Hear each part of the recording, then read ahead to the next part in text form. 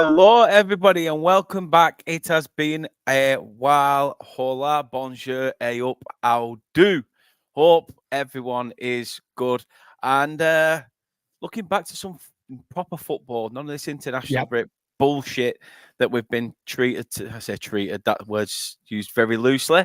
But yeah, obviously we'll probably speak about endured, I think is a good word. yeah, just a bit. We'll speak a little bit, obviously, about the new German English manager. Yeah, we'll go down that route. But we'll also speak about the football and obviously Burnley's trip to Hillsborough, which hasn't been one of the best places Burnley have gone to in the last couple of years because we keep conceding about 4 goals every time and it pisses me right off. I will take that now. It's annoying though. I hated it. I hate it. But I was going to go. I actually was going to go, and then work wouldn't allow me to swap shift, so I couldn't. Damn. I know you. I know over the past couple of years when we've done that, you've got a special place with Wednesday in Hillsborough. You've got like old family connections. So for you, it's like it's like a second coming home kind of thing. Scenes bits and going, I remember this when I was a kid. Yeah. I remember going down to the Dell to watch Sheffield Wednesday away at Southampton with my uncle. And it's the first time I swore at a game because Southampton. I was just going shit.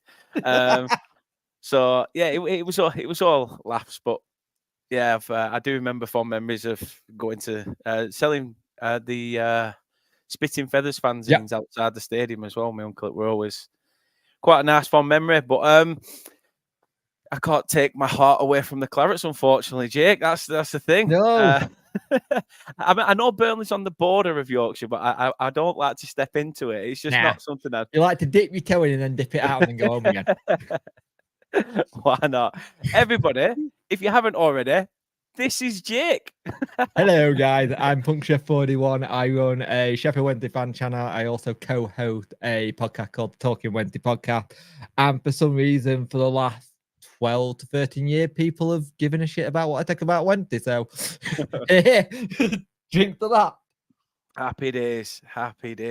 So people do please go check out Jake's stuff. Does amazing stuff online as well, and there's been a massive help to me on this journey trying to start up. I'm still not 100% with it. I mean, that's not even just the computer stuff. I'm just not 100% there. Well, let's say a couple of hellos to you all as well. And even if you don't put a message in, how are you all? Henry's in, says, hi, Dan. I'm sorry I can't join you tonight. I'm doing a watch along, but I support you as much as I can. And has gifted 5 memberships. Oh, how can? Love it. Cheers, mate. And have a great shot. I've gone down the Tony Tiger route there, but love it. Bax is in. Hope you're well, mate. Hope things are good with yourself. Are you going Sheffield Wednesday? If so, I expect to see a nice little, match day vlog going if you are. And Martin Mack, how are you doing? Hope you are well. Like I say, everybody, get your predictions in for how you think this game's going to go as well. Let us know your thoughts, what you've been up to, because it has been a while. But yeah, let's get the England shit out the way then, because it's obviously it's just been the forefront. We get beat by Greece. It's a bag of shit. Lee Carsley's clearly come out and tried to save his ass by saying, well, I weren't going to get the job anyway, whatever. And then we're going to play the German. He backed himself before, though. That's what really annoys me. He backed himself well before the game, and then at the end, he's gone, oh, well, not actually that good. It's like, you tried to be a Southgate, go, oh, I know the youth academy, and I do this lot. But Southgate actually knew them and knew how to play them. You just went, oh, look, big star like Harry Kane, what do I do? Ah! He just shat himself, didn't he? Yeah, he did. I mean, what's your thoughts on having a German as an English coach? I mean, I know the assistant's English. I think, well, I say he's English. He's from Liverpool. So is he English or is he Scouse? Make your mind up. You know what? I think everyone taking a massive... they like twisted it really badly. Because it was only a couple of months ago. Everybody in the media were like, yeah, let's go for Pep. What changed? Because Pep's a foreigner and Tuchel's a foreigner. I don't care as long as the football looks good. Some of our best football have been under, at times, foreign coaches. Yep. Southgate, to give him credit, is shit, but he has got us closer than anyone ever has to getting. Yeah, I think he's got the best record, hasn't he, as an England manager? He got the best record, even though he's a boring shit. But the thing is, what gets me is you see like Neville and all this lot having their say and stuff like this. Who gives a shit as long as he does the job? Yeah. For all I care, he could be a Mexican standing on his head dwarf. I don't care as long as he can manage us and get us a decent position in a tournament. He got big shoes to fill, I won't lie. But if they're going, what I've noticed, like, oh, it should be English, should be. A lot of people put good things out saying this is how much it costs to get your coaching badges in the UK, and this is how much it costs abroad. The price we outprice any young coach wanting to get the coach badges. I think it's 13 grand to get up to where you need to be. And yeah, I think I'd seen somebody on Twitter earlier say something about how they've applied for their UEFA A license. Yeah. And it's the 14th time they've applied and been knocked back because due to the demand, because they're going to rush in players through, and your average Joe who's not got a background in football, not got a chance. Like, some League Two player that's 37-year-old and wants to get his coaching badges is going to get ahead of you. If anything, it should be a ballot. It should be a ballot, or it should make it. The thing is, football gone from being for the working man to whoever got money. And the thing is, it's showing that way now if you want to coach. Like, there are some very good coaches who have been nowhere near, like, even a league club. And they then go to a league club for, like, non-league, and they go and do really well. Prime example, Cowley brothers. They went to Lincoln, and look at what they did at Lincoln. There are some very good... Well, I know what they did at Lincoln. They knocked us out the cup. I remember that. They always did well against us, actually, the bastards. But the thing is, as long as the England manager makes it so we're competitive, he picks the best team, and he doesn't do what Southgate said he wasn't going to do, and he's still done, and pick the top six. Yeah. I want whoever playing well to play. I don't want Tottenham, Liverpool, Chelsea, Man U, Man City, and that's all you're getting. Mm-hmm. If there's a decent English player in the Championship and he's doing well, pick him. Yeah, give him a chance. At least have him in and around it. If you're not going to give him game time, at least give him that experience chance to train at St. George's Park, to prove a point that you can go out there, and if you're doing well, you're going to get a chance. You inspire the next generation that's coming up then as well. And I think that's something we've got to do more. I look at some of the players Burnley have had, especially under that Dash era when we achieved, outside of the top six, we were amongst that elite when we finished seventh in the Premier League, and not one of our players were looked at. No. We had Ben Mee, Tarkowski, Nick Pope. But look where they went. They went to Newcastle, Everton, and suddenly, we're going to pick you. Yeah. This is what I mean. It's all big club bias, and it's difficult. But on Tuchel, I think it's difficult to look back. Yes, he's been at some very good clubs. I think, Bayern Munich sacked, Chelsea sacked. I think prior to that, he was sacked from that job as well. But he left Dortmund to go. Yeah, to one of them. Dortmund, that was it. Yeah. So he's been sacked from these jobs. However, he has had some relative success while in that position. Now, he's never turned his hand to international football. That's so that it's a completely new game to him. It's going to be a new game to us. But if going from a club manager to an international manager, especially if you've had players that are in that England setup that you've pissed off at club level, that could I think anything like that, you need to bring them all in and go, if I've managed you before, slate clean, start afresh. Yeah. It's a new era. I think his interview good. He spoke well. Yeah, I think the thing you've got is he understands English culture and English fan base, so he knows what the position is. But the England job has always been a poison chalice. No one's ever wanted it. Let's be honest with ourselves. Like, out of the crop of English managers who's out there now, who would you realistically give it to? I couldn't say. I know everybody else will say the standard Eddie Howe, Potter, Dash if he even left Everton. But then Potter's the only one I'd take because it would be interesting to see because that'll work. But if they were waiting for Guardiola, no point. Pep, no, I mean, I don't think Pep's ever going to do international football. I think once he's done at Man City, he's done. No, I'll be in some coffee shop, won't I? Back in bloody. Can you imagine getting served in Burnley by Pep? at your local Starbucks. He's downgraded. He sits out of a petrol station as well. He's proper at low time. Not even a proper Starbucks. Nah, but he's also gone proper hip the coffee. He got his Stone Island gear on and he's waiting. He's probably selling his hair out at back. He's selling the dodgy knockoffs out the back of his van. I've got Balenciaga in the back, boys. It's coffee, mate. It's a new make of coffee. No, I think give him his chance. I really enjoyed what he had to say when he's like, "Come on, let's go out there. Let's get a second star on our shirt." So he was already sort of using. He was saying the right things. Yeah. But we all do that when we're trying to, get a girl. I think a girl gets a boy. We all start off by saying the nice things. I think the only issue is going to be is what happens when a big un gets annoyed at him, like a Bellingham, like a Kane. What happens? Yeah. Like, luckily, Kane worked with him before, so there's no issue there. He wanted him at Bayern Munich, so that helps. I don't think. Also, this narrative, Bellingham got an attitude. He thinks he's better. No, he's not.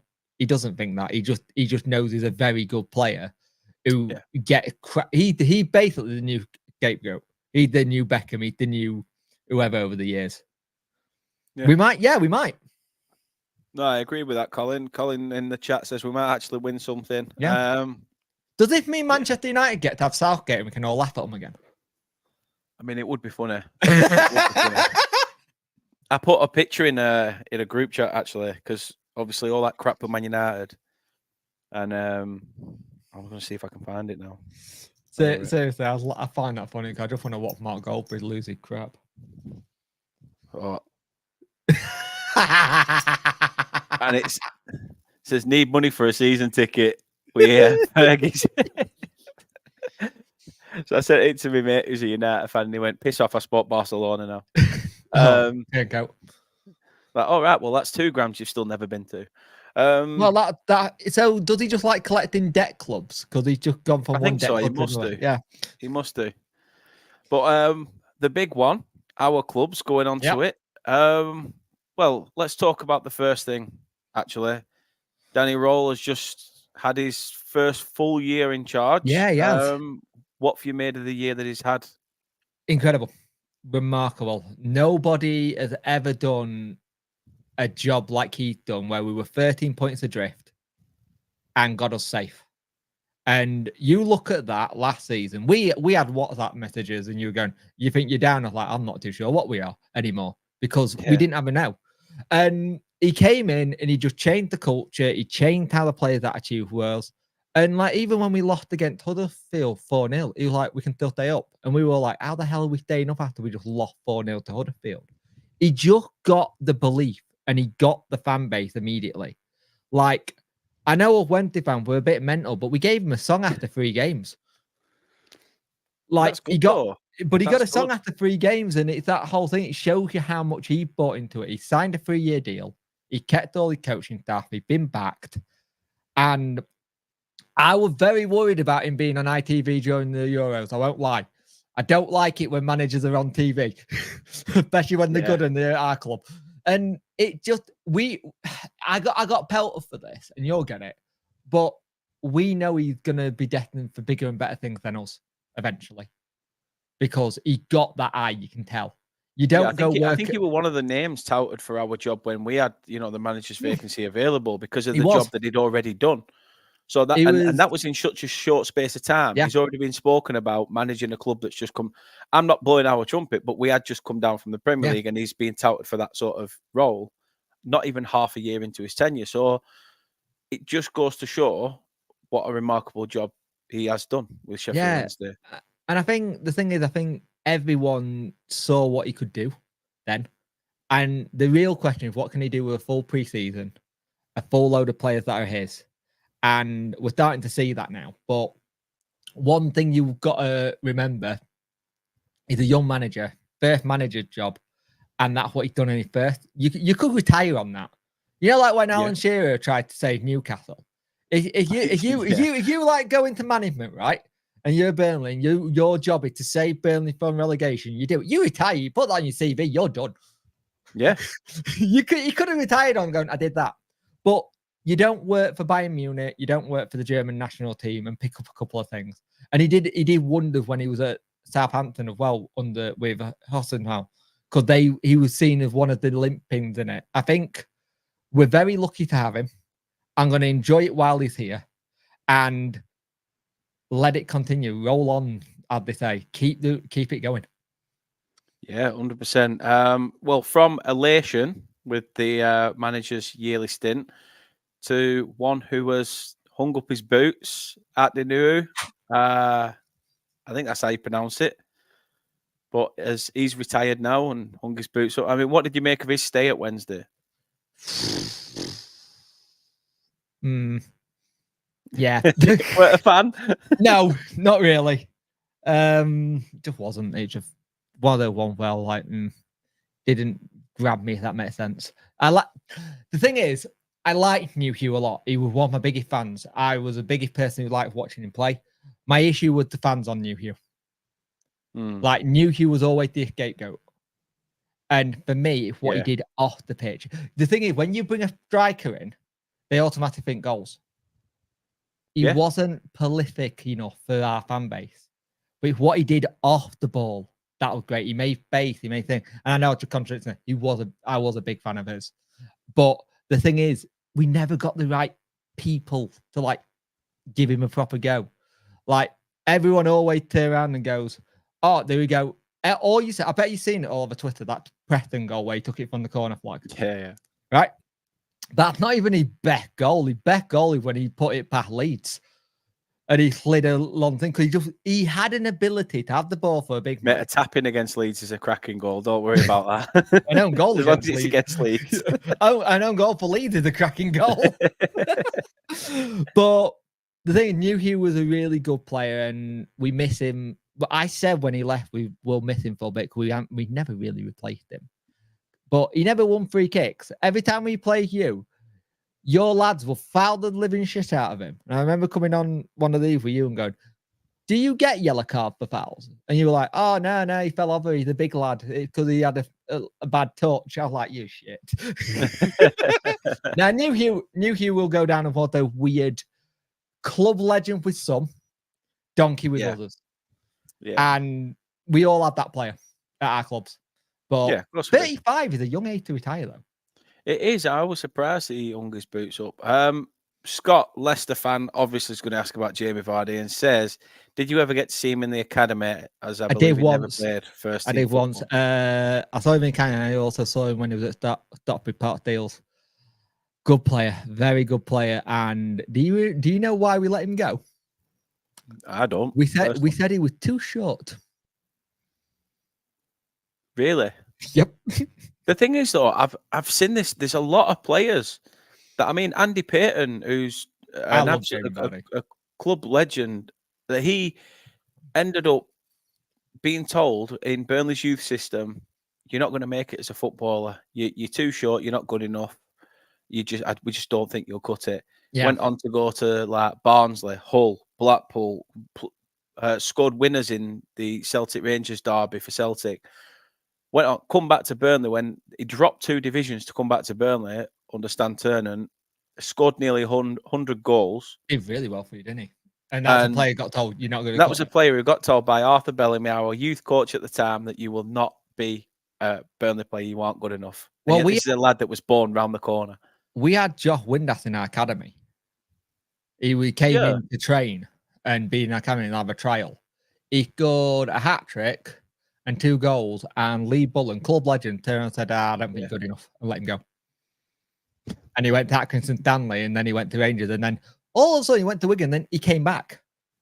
And it was one of these weird things. It's amazing when these players you let go come back, because we nearly got Vardy back in 2017.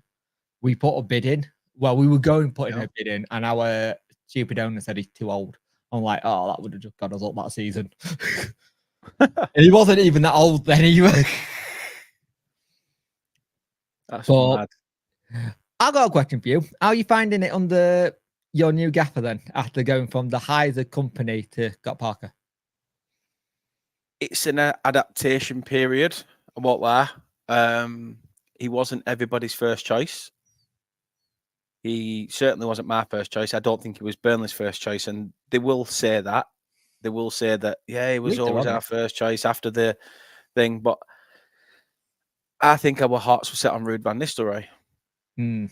And then obviously when his head were turned as being an assistant at Manchester United, you know, because somehow that's just how they roll. He just got a bullet target on like Yeah. Eric Ten Hag's head. He's just waiting for the chop to.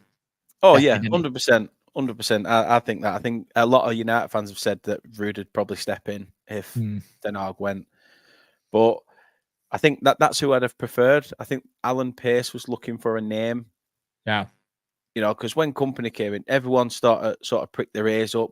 Have you seen how much Burnley have spent? Have you seen what they're doing? Vincent Kompany at Burnley, how does that work?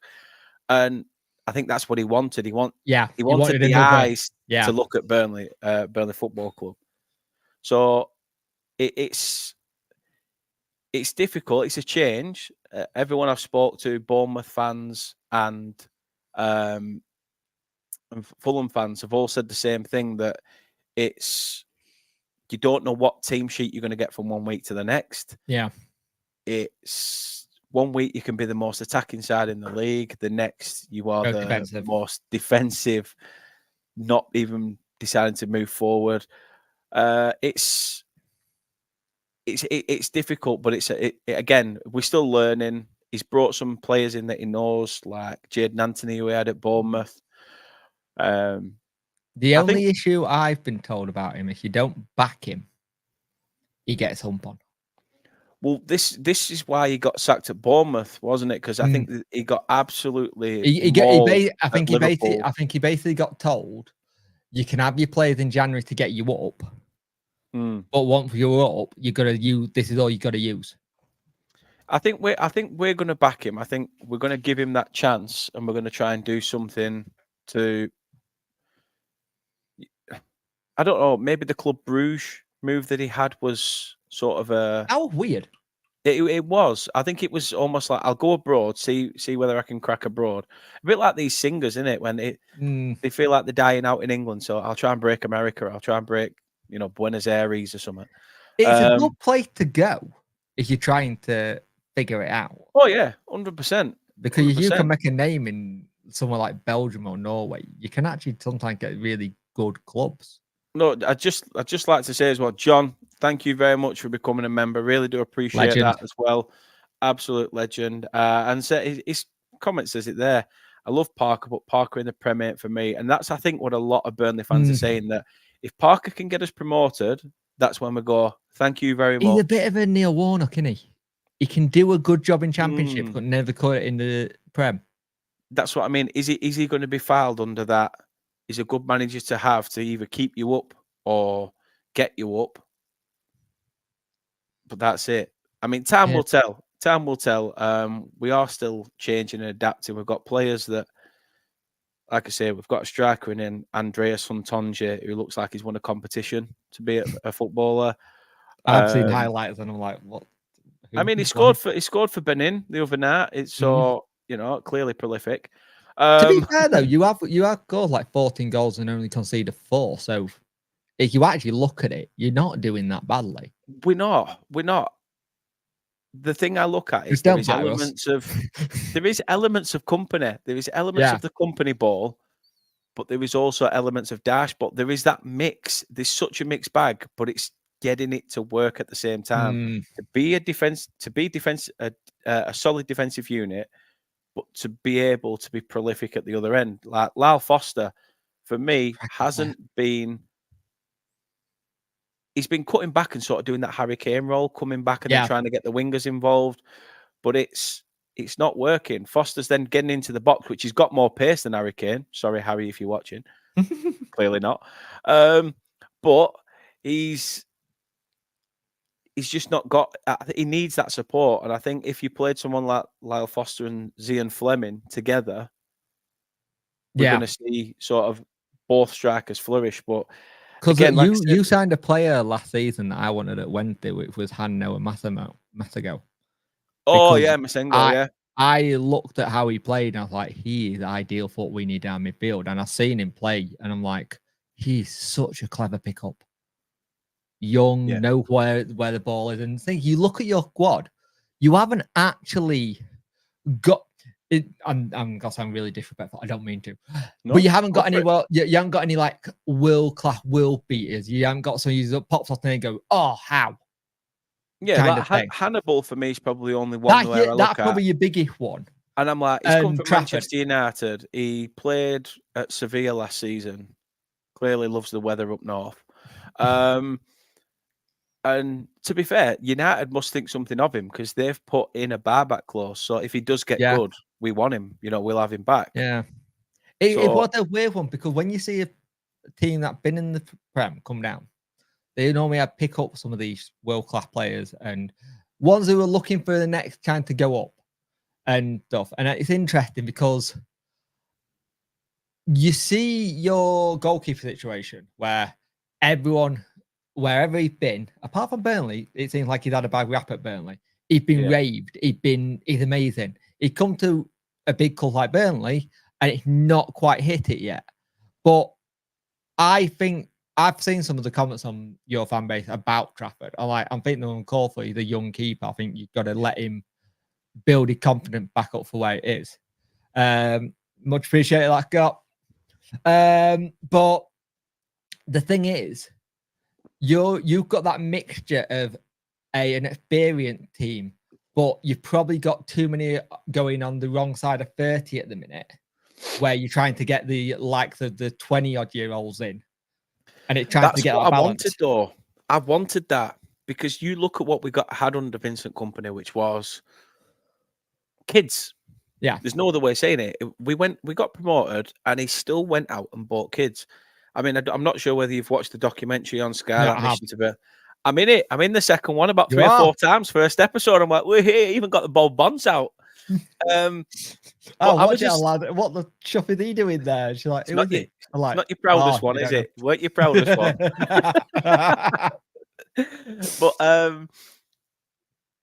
But no, it's.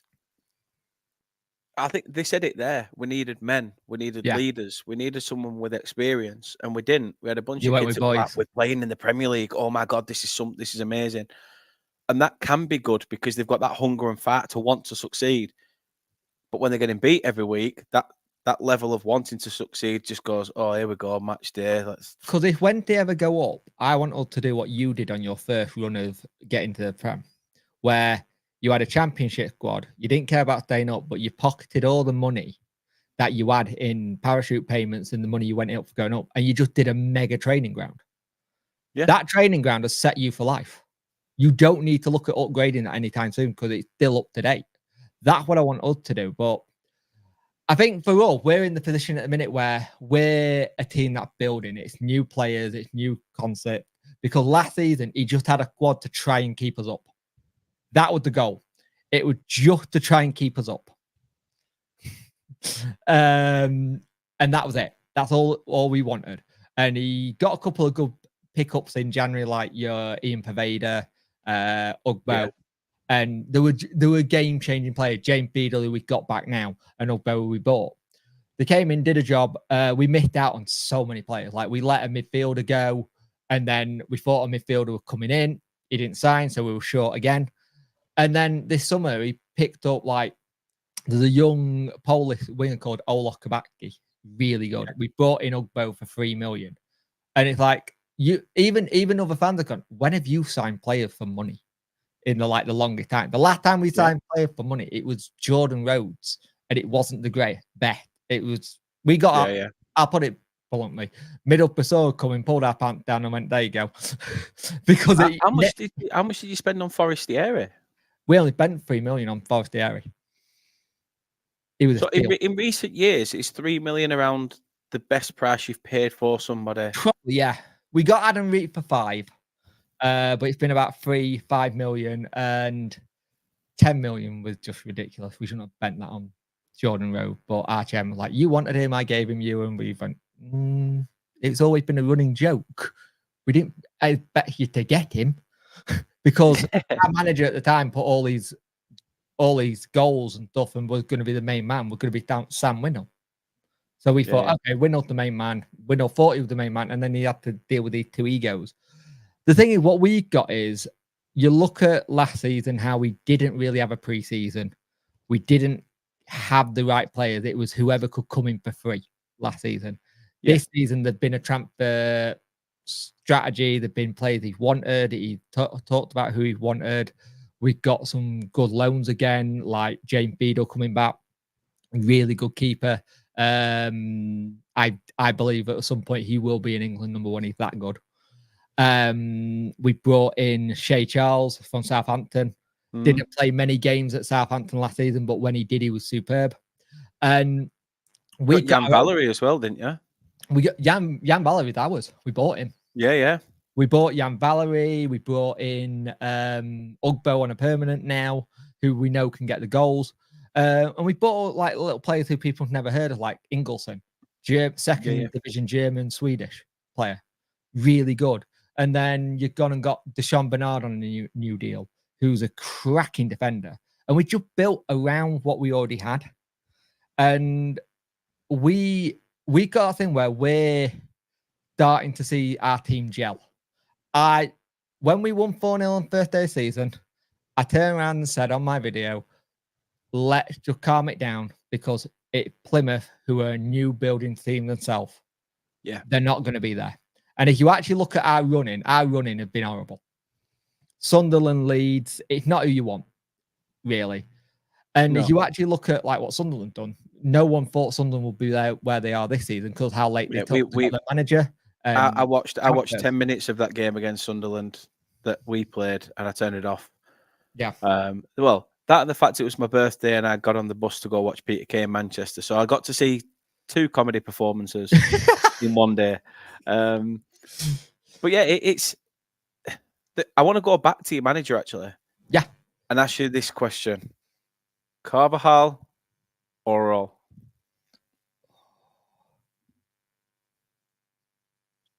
Oh God, that's hard. Oh, you're a knob. The thing is, Carvajal has took you. He set the precedent where we could have done it. Yeah. It's a tough one for me. It's almost like master and apprentice, and you think, you think, basically, if I change the question, do you think Danny can go that step further than Carvajal took Sheffield Wednesday? I can, yes. My only concern is if someone like Vincent Kompany doesn't do well at Bayern, bye-bye, Danny. Yeah, true. Because I think he's the only time we'll lose him. I generally think the only time we'll lose him is if a German club comes knocking. I think he's kind of said he would like this to be his only English club, which I respect. But I also like, but if someone like a Chelsea comes, you're not going to turn them down, are you? Or the thing is, Carvajal was good, and it got really close, and it was the start of the new Chansiri era. But after he went, the way he left as well to go to Swansea, and he had that opportunity. I think you actually look at what Carvajal done since Wednesday. I think the Wednesday job made him a very good manager. It's given him his name and his pedigree. He's been in Europa League. He's been with Benfica. He's been at some really big clubs now. With Danny, we've got the situation when this is Danny's first club. So if he can make it with this, we will always be he started here. And there's something kind of nice about that, where a young manager has been given the chance and we haven't gone for an old dinosaur again, like Steve Bruce in the past, or we rang up Alan Pardew going, do you want to come and do this instead? The thing is, you look at it's really weird when you look at the managers now. They're all, we feel old now. They're all managers that we used to watch as kids. Yeah. And the thing is, not many are getting chances, but when they are, they're doing it the right way. Like a lot of people scoffed at like Plymouth getting Wayne Rooney, but I actually think Wayne Rooney and Plymouth are the perfect fit. Perfect fit, yeah. It's like when Derby went and got Frank Lampard. It was the perfect fit. And I think more clubs need to take a chance on it. Well, I'm glad we've taken a chance on Danny, but you just had that thing. If a manager does too well, like a club like ours, does our owner get his head turned if someone comes in with a big release clause? Well, that leads me on to that question. Chansiri. Yeah. It's Chansiri to me in football screams Marmite. 1 minute he does something you love, the next minute he does something you absolutely think. I'm gonna give you my Twitter voice. Sometimes it's good, sometimes it's shit. Yeah, Chansiri is a weird one because we can't actually do anything. Like as fans, we can't do anything. He owns it. We can scream, protest till we're blue in the face. If he's not even in the country, he's not going to be bothered. I think one of the smartest things Chansiri did on the season we got promoted, he let Danny just do what he wanted. Darren Moore do what he wanted. He wasn't in the forefront. You didn't see him. You didn't hear from him. He was just behind the scenes. And that's the way I think he worked better. Don't make yourself the story. The season where it all went messed up with Darren, I did 12 videos on Sheffield Wednesday statements. Cheers, buddy. Much appreciate that. Cheers, Chris. And it keeps the alimony down. Cheers, Dad. But when he's not involved and like behind the scenes, I think it's where he's the best. But I just, it's going to sound really mean. I just think that this little bit of ego that sometimes pops up and want to be the main guy. And I never know if that's just the way he's trying to be or if he's trying to not take the attention away from Danny, but if that's how he thinks it should be. Like, I won't have a go at a bloke who put so much money into our club. I can't do it. Like, no. You can't do it at Burnley. No. The thing is, as much as everyone hates him, you can't criticize him this season. He backed him. He's given him a 3-year deal. There is a lower release clause now. I think when we first got him in, I think for getting Danny out, it was 5 million, and if you wanted the coaching staff and Danny, it was 10 million. Yeah. And I think it's a lot lower now. I think he kind of put it there just to going, yeah, this is what I'm going to have because I won't get paid. If you let Danny just do the football inside and you back him, I think everything's good. I still say our shirt prices, our season tickets, our ticket prices, they're ridiculous. But what club in the country's shirt price, season tickets, or ticket prices are decent these days? I mean, ours have jumped up this year. We've had price caps on season tickets and shirts and stuff for probably the last 5 or 6 years. Yeah, where I still think the most expensive season ticket at Burnley is around 500 and something. Yeah, ours is like 700 or something. Where the shirts have gone up from only 2 seasons ago. The shirt you could pick up for 40 quid. How much are your shirts now? I think, my shirt was 60 quid. Right. Our shirt. And stupidly, I bought all 3. Our shirt this year was 69. And I bought all 3. Yeah. Oh, it's a great number. It's a fantastic number. But the problem I got is we did a pre-order. Oh, this is weird. If you want proper Chansiri bollocks, there you go. Here's a good one. So I saw your video where you were showing the shirts and doing the reviews and stuff. We did a third blackout shirt. I managed to get it. I queued up for an hour and a bit like a stupid idiot, but I wasn't. I have called for Wednesday to do a blackout shirt for years. There's just something about a blackout shirt. It's sexy as fuck. I don't give a shit. And the rare fuck as well. But we've done it's a throwback shirt with the old owl, like from the think it's 70s, 80s owl that used to be on, right? We did a pre-order for that in September Wow. for 79 quid, right? And it said in the text, this is at this season's shirt price. And my immediately thing was, how much is a shirt going to cost me next year? Because that screamed to me that it's going up. Because you wouldn't put it down. That screamed to me that we're going to go up again, a shirt. And I think where Chancery needs help is commercially. You need to get people help get sponsorships in. You need to help get that kind of stuff in. The rumor is that it was the rumor is that we had Red Bull. It's why we didn't have sponsorship on our shirts, and we've now got Chancery plastered over it. The rumor was that it was Red Bull that were going to come in and take a stake, and then Leeds offered them 10%, so they took it. Now, bastards.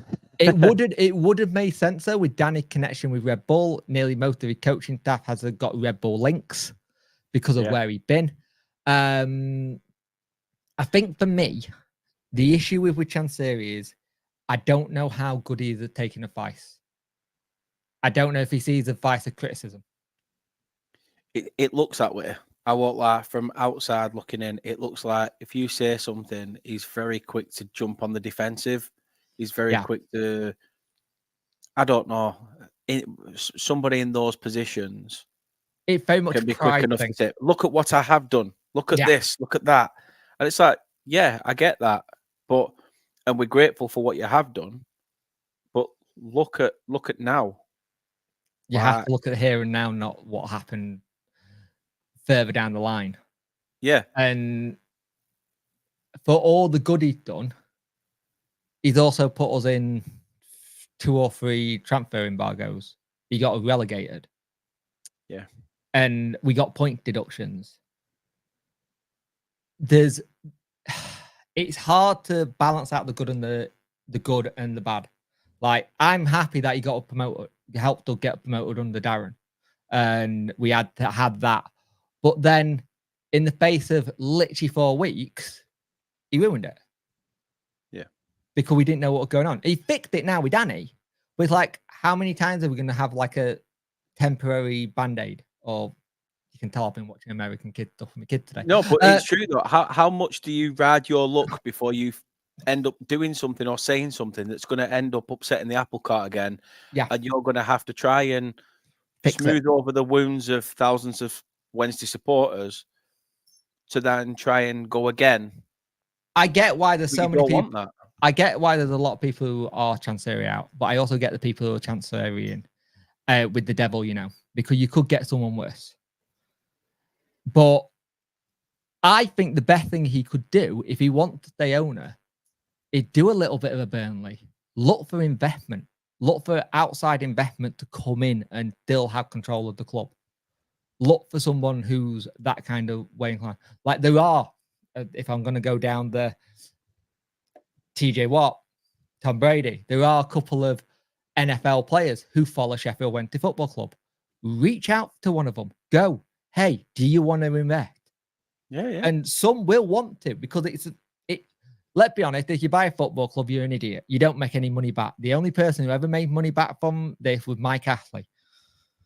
And that's it. And that's because he sold to a state. But the thing is, if he gets investment, it takes the pressure off him. It's not just him all on his own. Like you've got the beautiful thing, even though your owner is the owner, he has got lots of other partnerships and investment. Yeah. So it's something, it's not like all on him. It might not be the case, but he could say, oh no, but it was TJ's job. It was Watts who said this, that wanted this. He did a massive, like the whole situation with getting him involved. He did brilliant for you during the summer. You didn't have to do any self-promotion. He did it all. Like the charity football game. That the one that he did where he had like other people where Viv was in and stuff. Like you got the host of one of the biggest sport cast network things in Pat McAfee. Yeah, yeah. Talking about Burnley on ESPN. as a fan of Burnley, you're going, how's that work out? Like, if you get it right, you can go worldwide. And I bet you've got a lot more American fans now. Because massively, yeah. I mean, we had a lot of American fans that sort of probably weren't as much as at the forefront, but I've seen so many come out. I get some in here at the time. I've got George Rodriguez who comes in. There's another lad as well whose name evades me, but he comes in as well, and they're all from different parts of America. And some of them, there's Patrick who comes over from America for games, comes and gets 2 games in a season. It's amazing how much we have grown. I could see it when we got to the Prem as well. You had the odd fan turn up, you had, and you knew they weren't a fan of Burnley. They were there because you were playing a big club, or but that's how you gain fans. That's how it starts. They go to that stadium, they fall in love with it. That's my team now. That's what I'm going to support. So it's nice that we're doing that. The thing you don't have to do as a club commercially. You don't have to do anything. Like, actually, as a club, you don't have to do anything. You just give it to one of the ones on social media. Done. Yeah, I mean, we're running a competition at the minute called Take Me to the Turf. Yeah, where an American fan can win a chance to come over to Burnley, get a stay at a hotel, take a game in, get shown around the facilities, meet the players, taking a training session, and all this stuff. But they're also doing it from the Burnley side of thing, where a Burnley supporter can go out to America and go see. So they're working with Visit Detroit. Yeah. And you can go out there, see the work that Burnley FC and the community are doing in America, and to promote the image, the name. So it's amazing what we're actually trying to do. But I think that will benefit Sheffield Wednesday massively, because you are let's not beat around the bush. You are a massive club, whether you are a sleeping giant at the moment or however what people want to call you. But you are a massive staple of English football, and it would be great to see someone come in and look at Sheffield Wednesday and go, why aren't they up there again? Why aren't they challenging? Why does it have to be that? Why we're only in the news when something bad happens or there's something thing like my thoughts go out to the fan that lost his life at Wednesday, the West Brom fan and stuff, but it all came flooding back again. Like, if that's at any other stadium, the backlash isn't as bad. Yeah, I've got to say though, the respect from Sheffield Wednesday fans with George Baldock's passing as well. We see it at Burnley as well. Something like that. Say somebody from Blackburn dies. Yeah, we make sister botherers, horse doers, and all that stuff.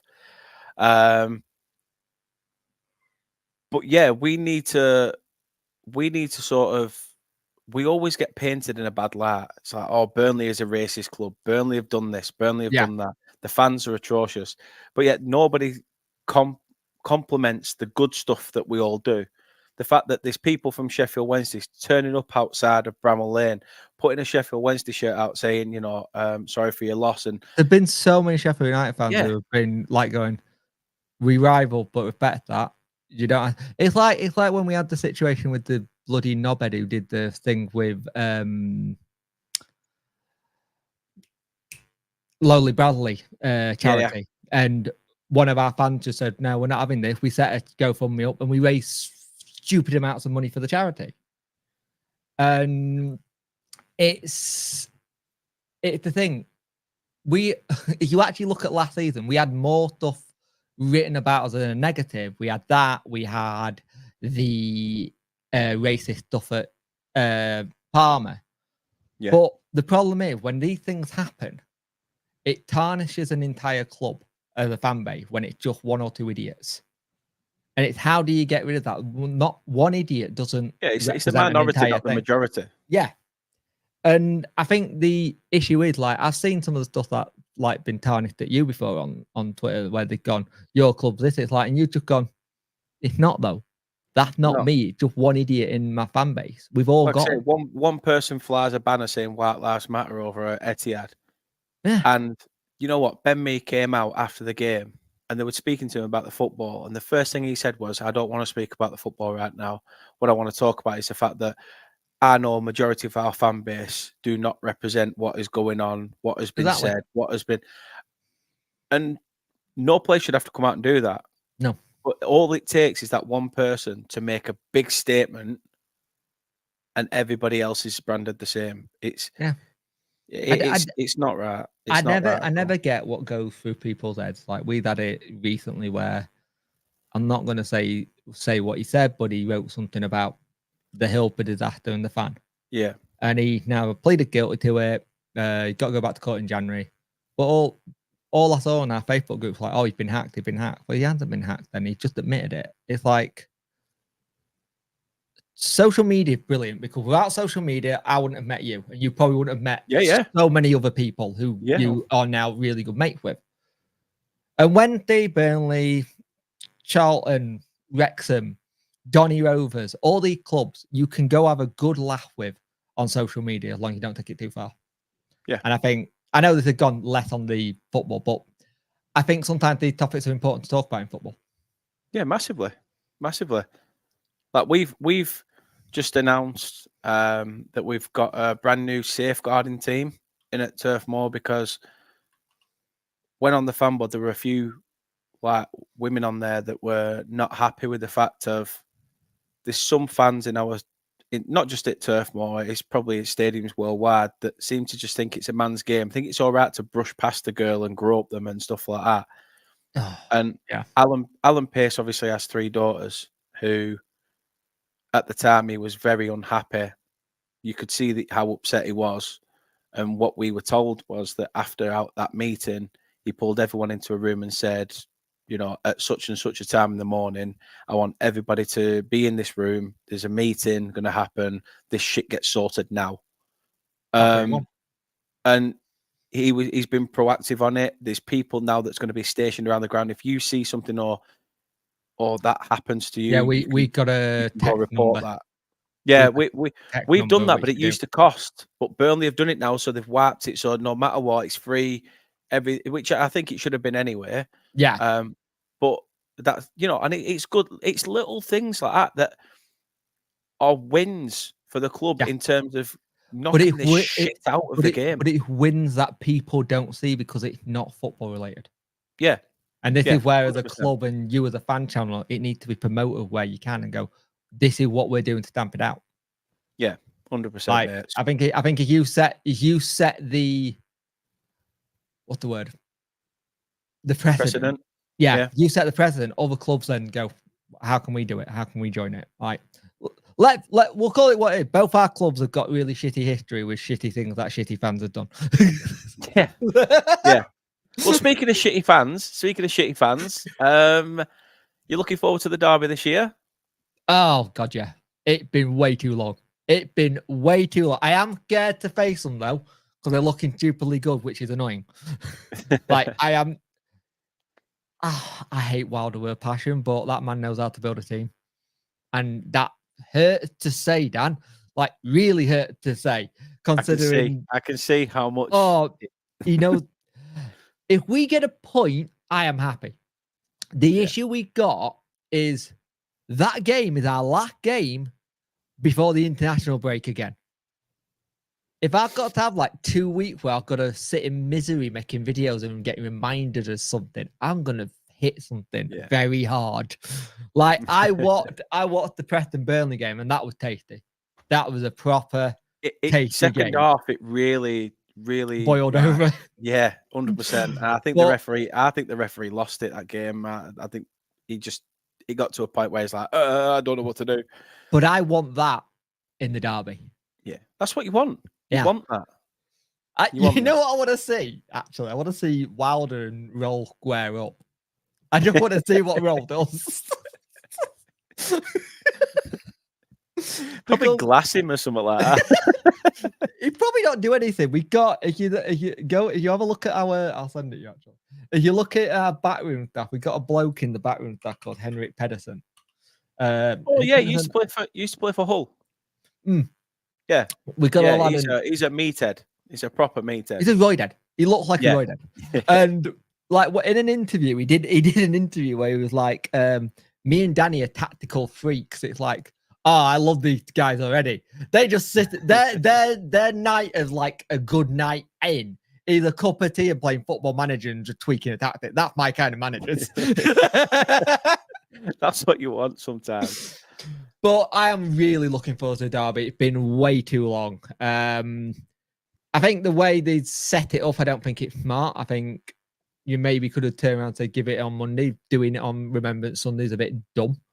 It was 12 o'clock and it's now been put back to 12:30. I'm like, we had a Burnley Bastards game on a thinger on a Remembrance Sunday. It went that was the season and we got promoted. Yeah. Under company. Yeah, that were on Remembrance Sunday. And I just don't get why they put a Derby day on such an occasion important like that. date. Yeah. What if I'm the EFL, have they done it to try and bring the two teams together? Like, right, this is a day of solstice. Let's everybody focus. I don't think it is. I think they've just forgotten what the date is and gone, put it here. It'll be on. You know what it is? It's Guy. Yeah. Guy had gone, oh, we've got a free date, put it here. Our invitations to Sky aren't in the post anytime soon.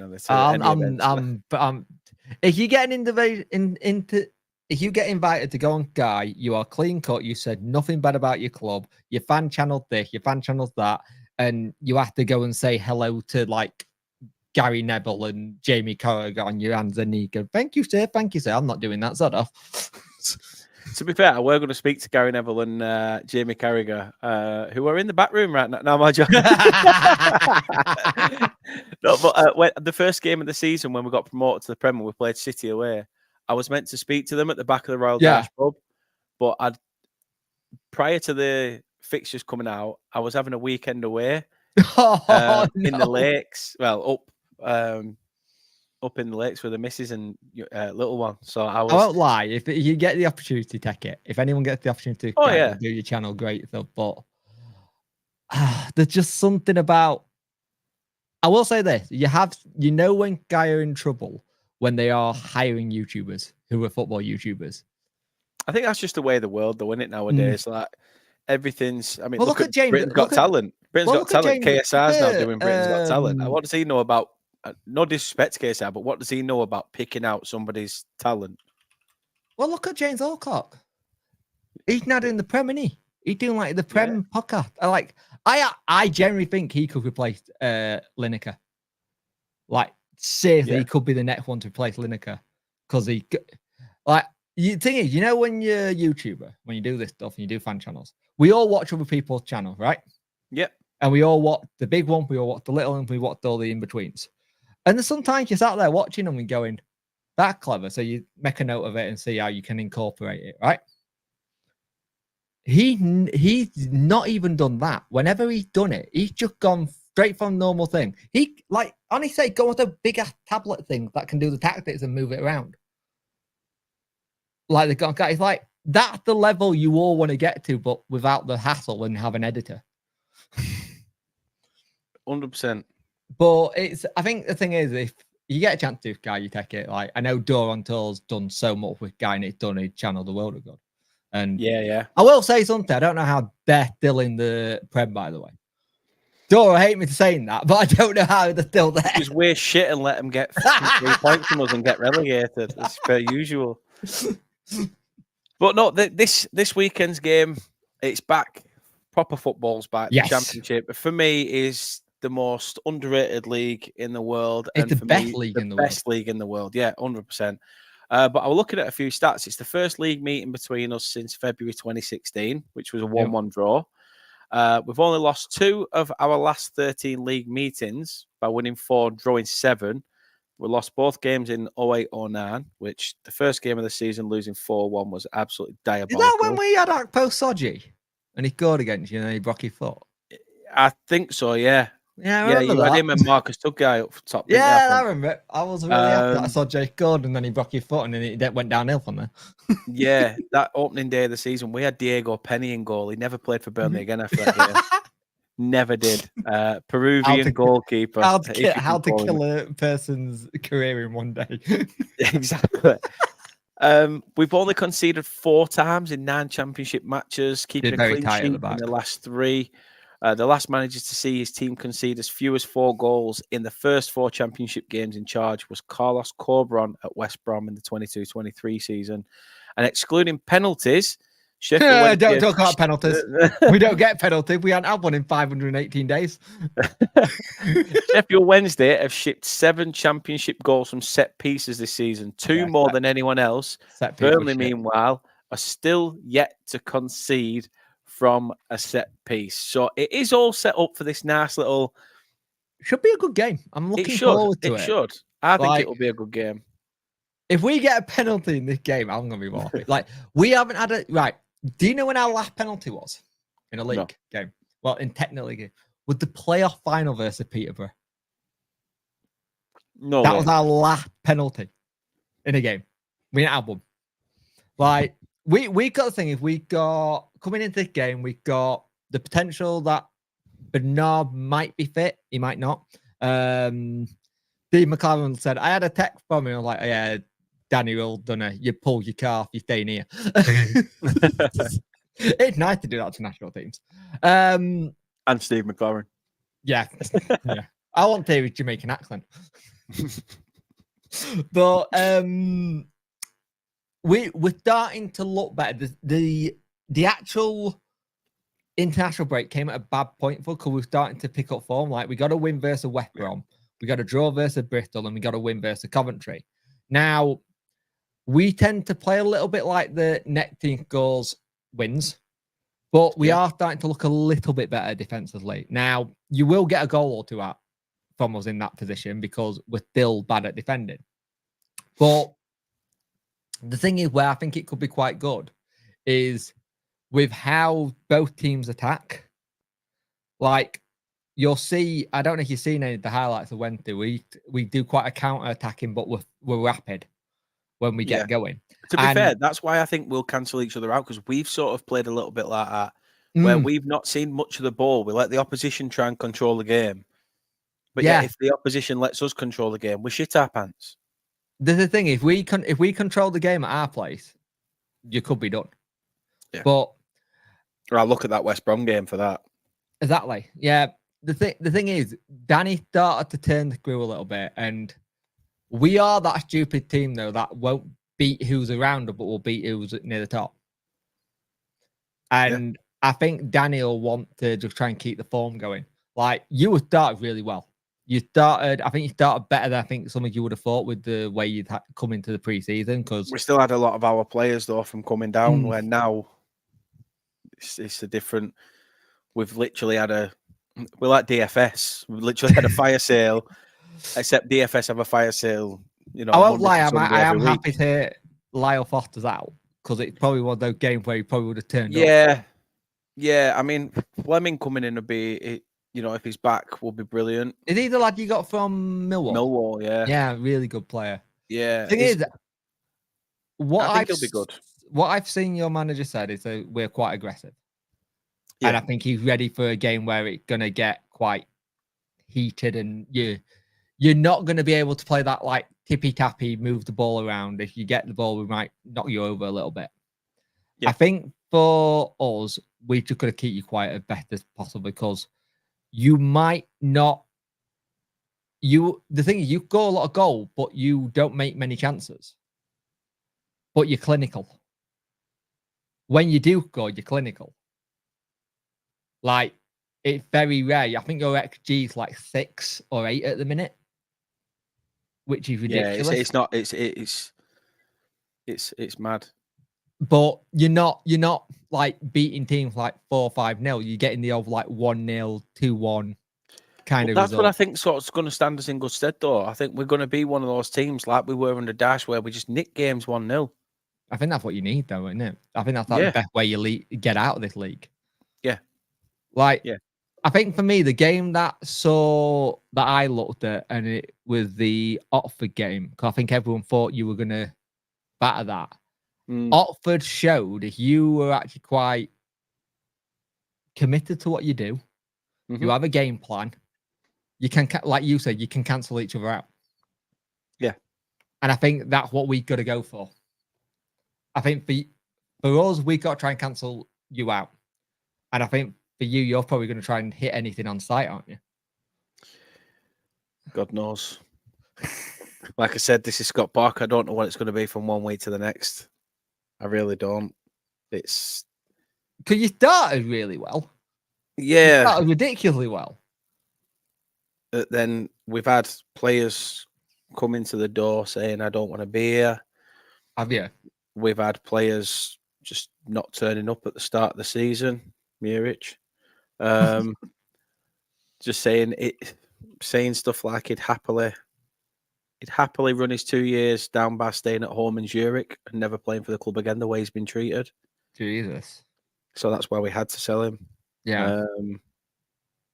There's been turmoil behind the scenes, really, that a few people have mentioned certain things, and when you get 3 or 4 of them wanting to ask to go out, yeah, 6 or 7 then want to go. Like, oh, I'll chance my arm, see if I can get a better move. That comes a bit of a problem, though, doesn't it? When you come to but then they're the same players that when a window shuts and you haven't got rid of them, they're the first ones to be in your office saying, "I'm willing to die for the shirt. Please play me. I will do everything I can." It's like, and your issue is your injuries, isn't it? You've got so many key players out, haven't you? Yeah, we've been hit a little bit, but I don't know. I still think we've got strength there. It's just a case of it gelling and working. Who for you is your biggest myth right now, then? Fully fit defensively, Jordan Bayer. Yeah, I think it's class, but he's been out for nearly 2 years now, so I don't know what the heck is happening there. But he's a massive defensive miss. But Maxime Estev's come in and been amazing. I say Esteve, we all call him Steve. But he's been phenomenal. I knew Hugh used to get called Big Dave. Big Dave. He did an interview with the Guardian, and he said, "I fucking hate people calling me Big Dave." He hated it as a nickname. To be fair, Esteve's actually said that when he's at home, his missus will shout downstairs and say, "Steve." That's awesome. So he's sort of embraced it, which is good. But well, you got to think with both. We don't know if we'll have Bernard. He might play. Yeah. We know Michael Owikway won't be playing because he's got an Achilles issue. Windass and Palmer are doubts. Yeah. Windass have got a little knot, but also I'll send you a photograph on WhatsApp in a minute. He's just become a new dad. And we had our photograph for the season where like the show was, and mate, you can tell he's a new dad. He looks dead inside. He looks absolutely dead inside. Oh, here we go. Hey, Jake, look who's popped in. Oh, here we go. Hello, mister. You missed the bit where we were giving loads and loads of compliments to you. You had to go back. We're just saying you and Sky, and you know how much it's done wonders for your channel. To be fair, yeah. But you do amazing work without needing Sky. So don't worry about it, though. Yeah, check your WhatsApp when you get a chance, mate. You can tell he's a new dad. Hold on a minute. You might not have my new number. Oh, have I not got your new number? No. Hold on. I'll message you. The thing is, we got him out. Yeah, I'll just message you. If we can get Ugbo back going like he was last year, I'd be well happy because he was crucial for us. Yeah. But having no Windass is a bit of a blow. He looks like he's seen things he doesn't want to see again. He doesn't want to change a nappy ever again in his life. He looks broken. For people who's wondering, he looks defeated. Please focus. It just looks like if you're a new dad or have been a new dad, we've all been that face. that's one of those where if there's a video comes out of the shoot, someone's going to pause it still there and just have that "Hello, darkness, my old friend." As soon as I saw it, congratulations to the winner, by the way. Yeah, 100%. But as soon as I saw it, I was like, oh god, you can tell he's a new dad. But I also tend to our missus. I went, our next away game. They went, why? Josh Windass is gonna love away games. He's gonna sleep. But I think if we can get how we played over the last couple of games, I'd take a draw at this moment in time, because I think a draw for us is an excellent result considering the position you're in. But I want to keep that momentum. I want to try and get that momentum going into it, because as they say, you're starting to get into that busy point of the season where teams starting to figure out where you are and who you are as a team. When you start doing Tuesday, Saturday, you can see where your squad depth is. And if you haven't got it, you could be like near mid-table and have squad depth and you go to fourth. Or you could be in your position where you're third, you don't have the squad depth and you could go to mid-table. I think this is the bit where you're now going to see some really interesting changes and who goes where. Yeah, it's going to be interesting. So then, depending on your injuries, what do you think? Well, let's say Danny rings you up and say, "Look, you're picking 11. I can't be arsed. I've just scratched my belly button and now it's bleeding. So you can pick it." What's your starting 11 for Saturday? I'm going Beadle in that. If he's fit, I'm doing Bernard and Femowo because they've been fantastic. I think we won't found be able to have the energy to get through one if you're doing them both. There you go. Because they've been absolutely fantastic since they've come in. Like I think, you know, when you look for that like centre back partnership, you're like, have you got it yet? And you find it, you're like, that's your centre back partnership. And like it's like Femowo finally being played, not as a left back because he's a centre back. I think you're playing Jan Valery. I'd like to see Paul Valentine play the other side, but Jan and Paul are interesting because they both play the same position. But I'd like to see him try playing them both, and see if that works. But I funny feeling I reckon he's going to go Jan Valery and Max Lowe. It'll be interesting to see how Max plays in that game actually, because how closely we're with Joe Baldock. Kind of thing. Like, it's one of the ones I don't know if you'd say, do you want to? Do you not? Your midfield is simple. Barry Bannon, he's aging like a really fine wine. He's looking better. He's scoring goals. He looks like Barry Bannon. He's clinging onto that air. I know he's clinging onto that. You know what's annoying as well? Do you know where we went and got that treatment done with? No. Stephen Fletcher. Have you seen Stephen Fletcher? That hair at Wrexham. He like got the best package and Bannon got the tiny package. Bannon got what we're left. Yeah. You're playing Shea Charles because Shea Charles has just been fantastic. He's just... Barry Bannon said he does all the running so I don't have to now. And I think that was what Barry Bannon wants at like nearly 35. Like, I'm 37 and I ain't running after me toddler. So God knows what it's like running after football. I can't be asked to run to the shop sometimes. And even that's if I want something myself. Yeah. I play Jamal Lowe instead of actually coming off a bit of a knock. And when Jamal Lowe was at Swansea and when he was at Burnley, he used to always come off the left if you ever watched him play. He used to play. He's classed as a striker, but I think he's like an inside forward that cuts in off the left at times. I don't know what we're doing with the right hand side because normally I say Josh. I'd normally say Windass, but if Windass ain't at it, you could possibly you could do Marvin Johnson there. You could do Gassama there, or Masaba. Gassama is the one I'd probably say because he got the feed. If you've got issues at like left back or something, he's the one that's gonna get you. And I say play Ugbo in the middle. Get crosses into him, feed him, see if he can get on the end of them. Because that's how he scored his goals last season. They were all crossing into the box, pretty much. That's what I'd do. 3 at the back. Yeah, you're basing your midfield. You have Bannon going at the roaming, attacking mid. Can go here, there, and everywhere. Yeah, Shea Child doing all mopping it up. That's what I'd play, personally. Oh, it sounds good enough to me. What would you play? Oh, if I had a choice, because I don't know what Scott Parker's going to do. You've got Parker right now playing darts and he's picking his team. Which players are you throwing your darts at? I'm throwing him at an X on the wall, the opposite wall to the dartboard. Because that sounds like, with what you said, that sounds like how he picks his team. It does. It would not surprise me. It would not surprise me if he does it. You know, like when you start in a career mode on FIFA or something. And you press randomize like 10 times. Right, that's the team I'm going to start with. But you do it with league. You do it with nation. You do it with your club. Can you imagine if he sat at home just before the game, going, "We'll play this one." He doesn't work there. He doesn't play there. Well, he can play that, but he's a striker in net. He'll be fine.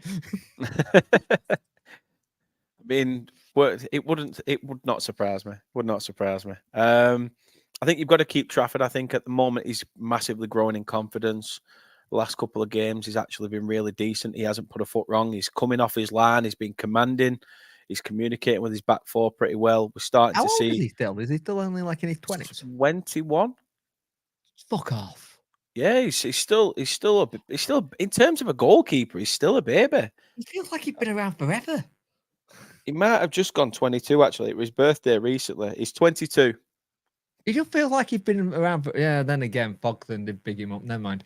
I now know why he feels like he's been around forever. But yeah, he's 22. So there's still time to come with Trafford. But yeah, Trafford between the sticks. If fit, Connor Roberts on the right. I'd go for Esteve and Worrell if he's back. Yep. With Lucas Pires on the left. Then the CDMs, Josh Cullen and Josh Brownhill. And then the 3 behind your striker, I'm going to say Coley Orshaw on the left. I always think Coley Orshaw is so much better on the left. From what I've seen, he seemed to attack more. Yeah. I think even in the Prem, when prior to his injury, we played Manchester United. He had Diego Dalot on toast. Literally had him in his back pocket. To be fair, that's not hard. You could have Dalot on toast. But it won't taste nice, but I still have a go at it. But then he moved him to the right.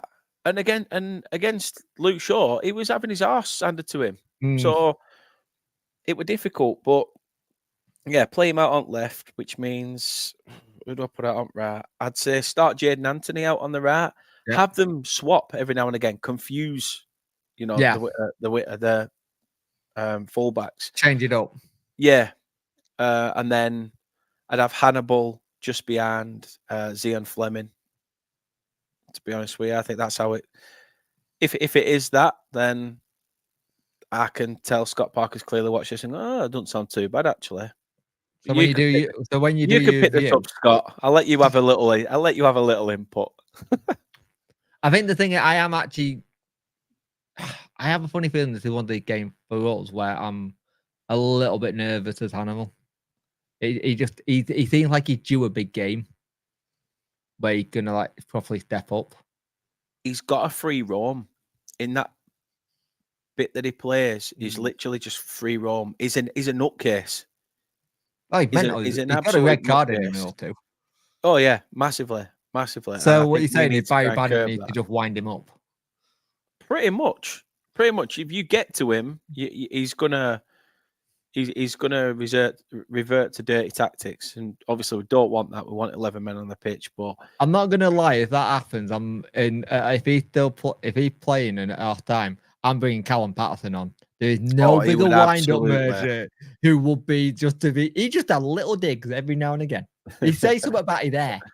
It'd be something you actually see. It would. He'd come out with something witty and shitty and witty, but it'd get to him. And he'll just keep saying it. I always say Callum Patterson the player everybody wants in their team. He's just a shit house. Yeah. He is. He's like Ashley or what Ashley Barnes were to us. He really is a bit of a menace. I'm so glad Ashley Barnes not playing. Yeah, Go against us. Yeah. He's not doing much at Norwich, but I keep watching. I keep looking out for him, see if he's doing all well. But final question, I suppose. Your score prediction. It's like you say. I think it's going to be a close one. So I'll call it now. I'll call it now. I'm going to say. I'm going to go Desmond. I'm going to say 2-2. You're going to 2-2. I'm going to go 0-0. I have a funny feeling that we might all be a bit knackered from an international break and we haven't got up to speed. Because you ever see an international after an international game, like where the team, you ever notice they all look like they're on pre-season because they haven't played in ages? Yeah. But we may have the upper hand there. We did like a mini pre-season friendly during the international break. We got beat 2-1 by Villa. Well, fair enough. Which ain't, you know what? I'm taking that. We didn't get smashed by a Champions League club. Hey. But I take a 0-0. I think that'll be good for us. Keeps us with the momentum going as well. Then leading into Swansea on Tuesday night and then Pompey on Friday night. Because they're two games that I think we could get some really decent results for. Yeah. I'll be honest with you. I just want to do a Bristol City this season. I want mid-table, Mirror kind of thing. I don't want to be looking down there, and I love to be in the playoff, but playoffs are horrible. I don't wish it on anyone. I've done it once or twice. It's not fun. If we got there, I think that's best. I think that's best that Burnley are going to get this year. Honestly, I think playoffs is best. I think you're going to be. I've already turned around and said to my mate, I say it's Burnley Leeds in the playoff final. That'd be tasty. Now, I'd have to be there. 100%. Because this is how I think the season. Right, this is how I think the season ends. Right, Sheffield United go up top. I think West Brom might nick it off Sunderland. Yeah. Burnley leave final. Leeds don't go up. Burnley piss off Coburn. Ego to Leeds. Continue the Bielsa ball tactic. Yeah, there we go, everyone. Flaming Jake's Baba Yaga flaming. Oh, it is just one of them years. It's one of them seasons. Like I say, the championship is so unpredictable. It's mad. I think this is if Sunderland actually managed to keep it up, I'll be very impressed. Considering where they were last season. They were close before, but they didn't have a striker after the lad who went to Southampton got injured. What's his name? Stewart? Yeah, Ross Stewart. Yeah. Yeah, after he got injured, they had nobody really that could fire on all cylinders, and now they've got Chris. Is it Chris Rigg? Who's a young lad? Yeah, he 17. He seems to be absolutely smashing it. Joby Bellingham is in there as well, trying to make a name for himself. So he gets a lot of stick, but he actually is a very good footballer. He's decent when you actually watch him play. You know the teams that I'm looking at, like in the league now, who I think could nick it. I reckon Blackburn Rovers could get a playoff spot this season. I know I said a swear word, but God, everyone's going to be like, when it comes to the reverse, find another fucking Wednesday fan. Don't get this bastard back on. But do you know why I think it is? Go on. I think John Eustace wants to put two fingers up at Birmingham and go, this is what I actually can do. A little bit like... They haven't got the fucking money to go in the Prem. No, who is it? Rob Edwards. Yeah. With Watford and Luton. A little bit like... I think there's a little bit of that could happen. Kind of thing. They ain't got if they go up, they ain't got the bloody money. Chicken men ain't got sod all. Oh no. They still have to go to court and ask for the money from the Indian government. Yeah. So it is bad. If you look at the league right now, Lancaster's team, you're on top.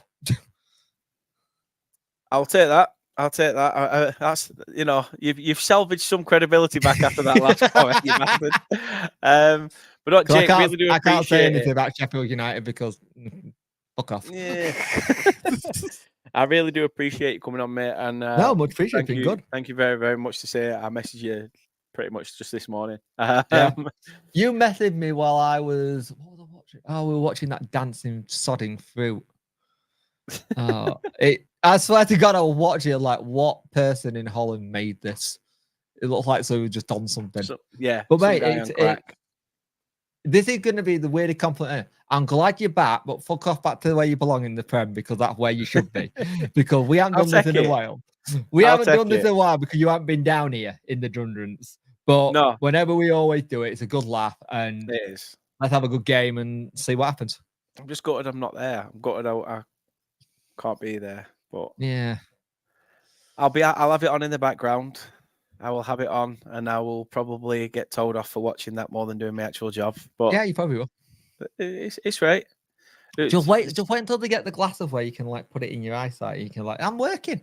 Go get in. Oh, what's happened? Oh, get them meta glasses where you can just like watch it. You see that? Everyone's like, "What are you looking at?" I'm like, "Nothing. Just staring. I'm just having a moment." The bit where you're running around going, "Yeah," like, what's wrong with him? I don't know. I think he's that good coming. How much did you win? 250. 250? No, £2.50. I only put 10p on because it's all I had in my account. Mrs. already spent it on a Fredo. 100%. And she won't have much change.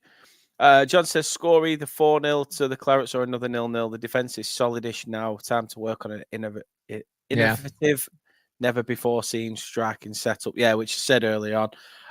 No, Jake, let people know where they can check out your stuff and show the support. Yeah, punkchef41 on all socials. The channel is currently on 4,224, I think, something dumb, which is fantastic, growing each time. I also do a podcast called the Talking Wednesday Podcast. It can be found on all podcast platforms of streaming stuff. That is on the main host's channel, that 30 Box, and we just talk Wednesday. And it's a good laugh, and we got a mini like draft going at the minute where we've done like a draft of players and stuff, and I'm getting absolutely battered in it. So if you want to watch me cry with how little, like I picked one of my players, I picked like, I'll have him, Chalobah.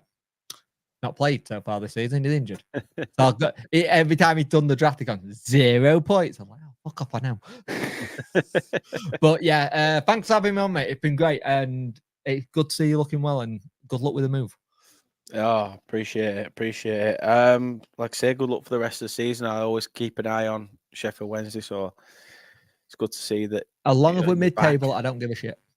Yeah, well, that's it. You're happy. The thing is, the best thing about you is you're a realist. Yeah. That's the best thing about it. But again, thank you very much. Thank you to everybody who's put in their comments, got involved. Get the likes up and subscribe. And yes, exactly what Jake said. Please do. And as Colin says there, great show, Dan, and thanks to yourself, Jake.